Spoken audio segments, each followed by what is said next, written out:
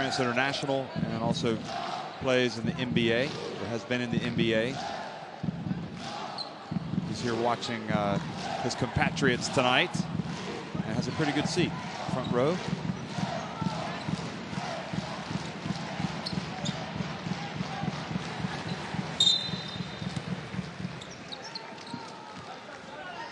So second half underway. Bria Hartley starts. And France attacking the basket to the right. They have possession. No time like the present for them to get going. Bancolo as well. Starts for France, and Bancolo, in fact, they get the ball inside to Gruda. Good job by France there. I mean, they ran offense. I think it's interesting that Coach Garnier has gone with Bancolo at the 3, and maybe she just wants someone a little bit more physical and aggressive on defense compared to how maybe Ayayi started the first half, Jeff. That's a great call by the ref, in fact. It went off of, yeah, I think you're right. That's why they started Bancolo. Yeah. But that was a great call by the ref. He saw the ball go off the fingertips of Indoor, and again, they feed it down low. Miem is going to go right at her opponent, and France have cut it back to 10 points. So the ideal start by the French. They can't let up. They've got to keep this type of intensity.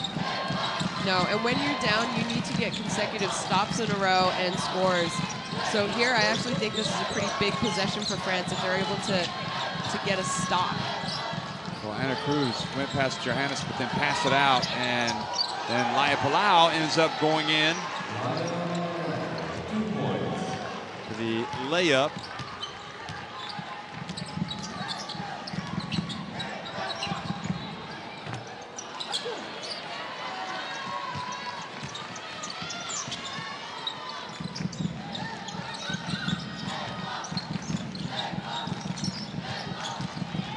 Palau again, and great defense by Gruda this time. Now the pass up ahead to Johannes. Oh, what a pass, and what a reception. And you feel like every time she is going to make the layup, don't you? Yeah, you do. And for some reason, every time she goes in for a layup, it's this kind of spectacular. It is. She only does spectacular things, Johannes. Nothing is simple in her repertoire. Jarguy misses, and I like the physicality that France have on the court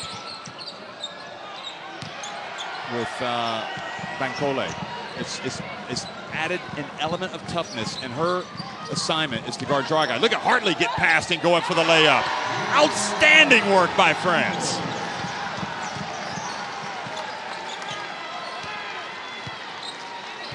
Yeah, I feel this first 2.5 minutes for France, they just came out with a different mentality, and I don't think they wanted to be embarrassed. Well, she's not going to be shut out, and Bancolo perhaps lost sight of Jarguy. You can't get hung up on a screen. No. At this level, you have to be able to fight through them. Well, that was a foul called on Laya Palau. Some substitutions here is Hartley. That was There's also a great pass from Hartley to lead a sprinting Johannes.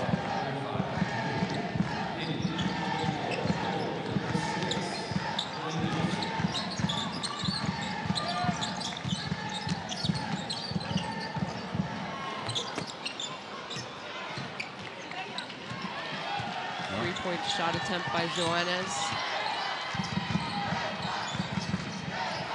France have been successful going inside. Now here's Jarguy. France cannot give away an open look here, and Sandrine Gruda comes out on the perimeter and fouls Anna Cruz.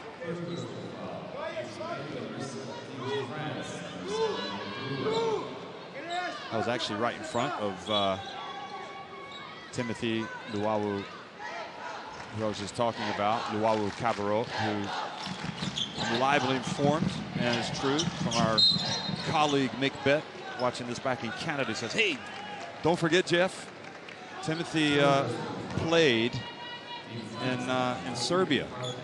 And sure enough, he did. He played for Megalex. So that's the foul. Here's Dominguez. Anna Cruz. Bounce pass. Oh, what a play. What a play. And what a shot, too, by Chargai. I mean, that was a difficult kind of floating layup. Hartley just felt the pressure and just went all the way and gets a chance for a three-point play. Great ball handling by Hartley as well to kind of beat the double team behind her back. Look at This is terrific. Look at this. I don't know what in the world Lucas Mondella was complaining about there. I think that's a foul. You know, that was Sylvia Dominguez looked like, amazing well, what play did I do? by Hartley. But you got to take advantage. And she doesn't, and Gruda had her hands on it, couldn't bring it in, and now it's a 3-on-2 break. Yeah. Chargai to Cruz, missed everything. And they really got lucky there because that's the kind of pace and the advantages that normally Spain. Oh, shaking and baking, look at her. Bria Hartley. Dominguez doing a good job. She wasn't going to be crossed up, but here she gets the pick. Now they dump it off to Gruda. Beautiful play. Pick and roll.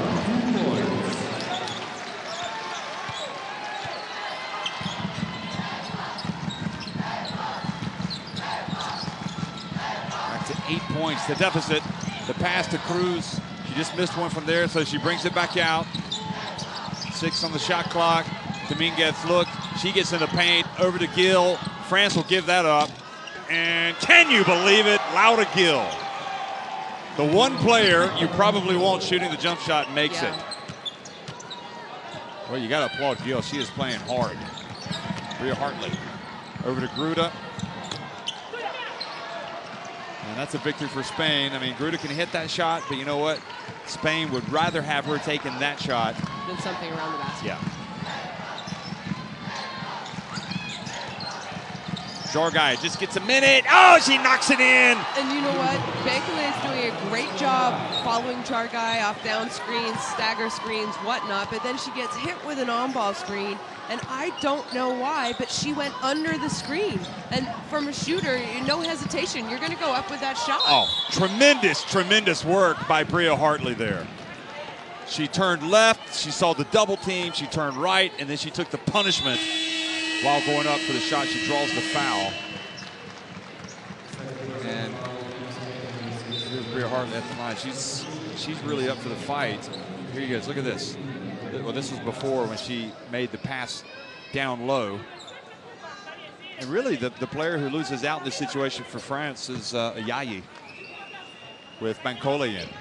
Yeah, I mean, off ball, I think Bankole has done a great job. Just that last on ball where Chargai knocked down the three, I don't know why she got hit and then decided to go under the pick. You got to follow on a shooter. I mean, Chargai has come out on fire from three.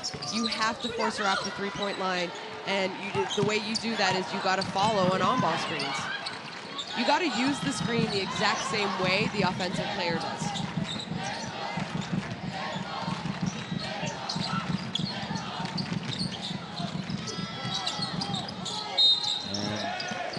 Foul called on France.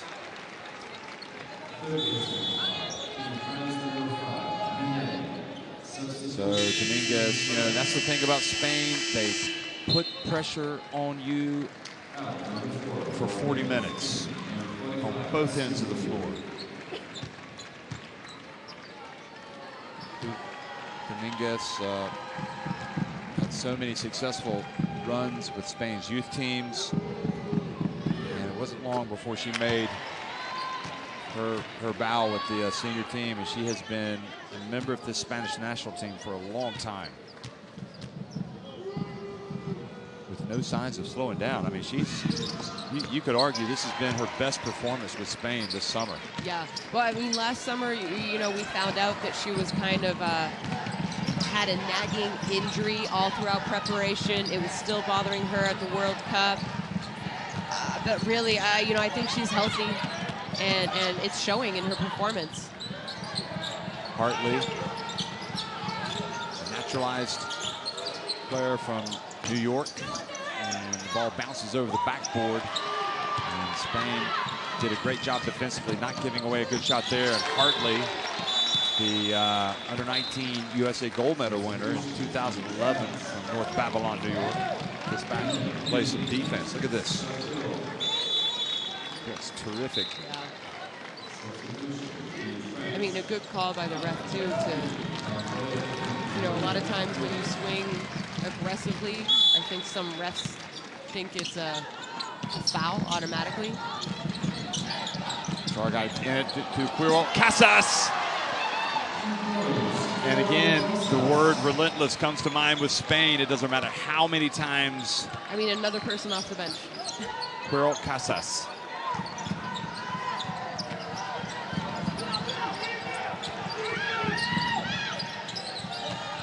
Johannes. And off the hands of Charteroux. And now it's Dominguez. And Chargai splits the D, and the foul has been called. Yayi back in for France as well. And you know, here's a thought for you, Shona. And I'd like to know what you think about this. Out of all the successful runs, look at this. Quiro Casas all the way out. And it was close to a 5-second call. Yep. And goes in. Out of all the successful runs, the titles by Spain, this one might just be the most impressive. And it's without, you know, signature players like Amaya Valdemoro or Alba Terens. They've come out here and looked in the knockout round really as good as they've ever looked. I mean, let's be honest. You know, you and I covered them a lot last year in the FIBA. There you see the top scorers, 16 points for Druda at the FIBA World Cup. And I have to admit, since the quarterfinals, since that win, 18 points for Chargai, they've impressed in every aspect of the game, though. You know, it's not just offensively, and it's not one player, too. I mean, Astu Endor, I guess statistically has been the best player for Spain throughout this tournament, but there you see Chargai's numbers, 4-7 from 3 points. She's playing herself in an MVP consideration. Yeah, no, she really is. So what impresses me the most is that everyone has elevated their game. It started on defense. Defense led to rebounding, and then offensively, they've just been so strong, and everyone has knocked down shots for them. I mean, Ana Cruz in the semifinals, Ovinha when she's been in, Casas when she's been in, Silvia Dominguez, especially the last 2 games. Marta Chargai, we saw her start incredibly well for Spain yesterday. Same within the quarterfinals. Tonight, she has been relentless. There's no other word other than impressive. Well, and it was interesting. We saw a graphic. I wasn't able to talk about it, but it's the free throw shooter. In Spain at the line tonight, 7 of 8. France, 5 of 9. So even at the free throw line, they're getting the job done. Bria Hartley looks up at the shot clock. And it's going to be something one-on-one. Bria Hartley steps back. Oh, man, that was quality from Bria Hartley. I know she had that big shot, the three-pointer that she made against Belgium, but she is playing with a sense of drive and purpose tonight. That quite possibly this is her best game ever for France. She's got 12 points, 3 assists. And Astu Endor misses. Epupa in there. France just have to keep playing hard. Yeah. And a turnover like that gives you gray hairs if you're Valerie Garnier.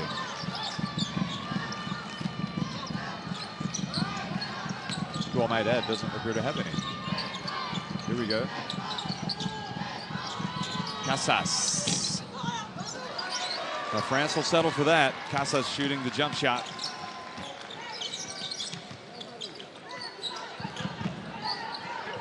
Oh, beautiful play again. Oh, goodness me. Bria Hartley is just terrific. She's got 14 points. And do you know what I like? She hasn't settled for any outside jump shots. I think she's done a really good job, especially in the second half, being aggressive, trying to get to the basket.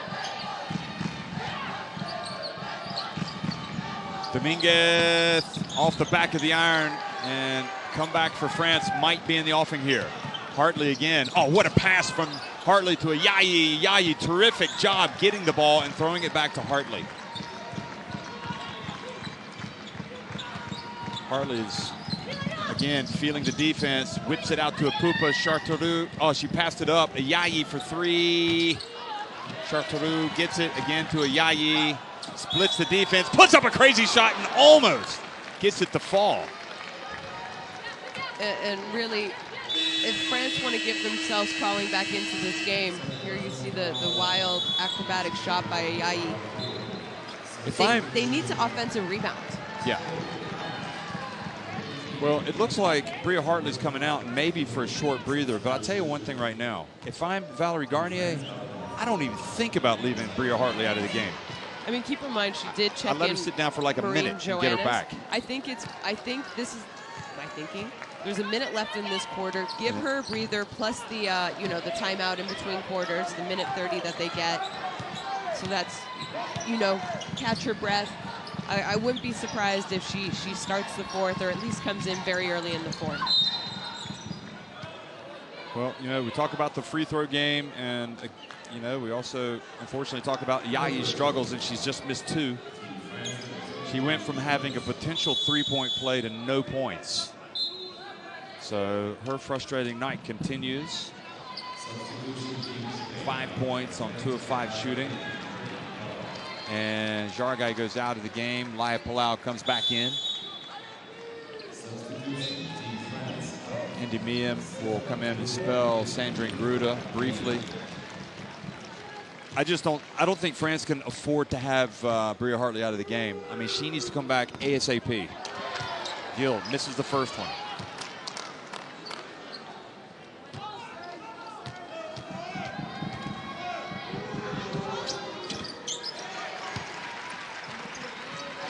So 1 of 2, and it's a 14-point game right now.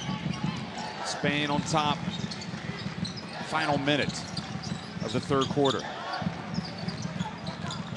Yayi probes, takes the contact, but she's got to make her free throws. And Astu Indoor needs to be careful. And Spain flirting with the technical. We saw him get one last night, Mondello. Look at Lloris. She's not. If this continues, there will be a technical called. That much we know. Now, Yayi takes her time and makes the first one. 3 fouls on Astu Indoor.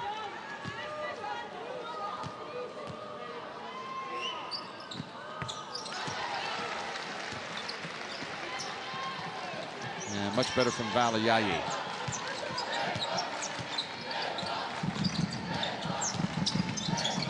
Big play, a Pupa defensively getting over.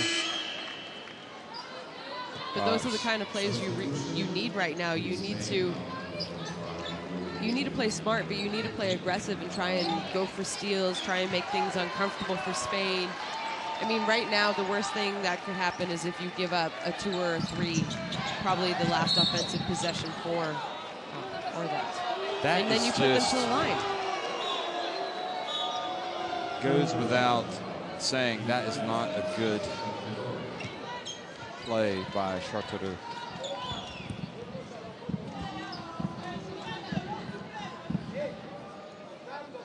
Tamara Balde has played surprisingly well for Spain. I mean, I say that because she's been out of the national team for so long.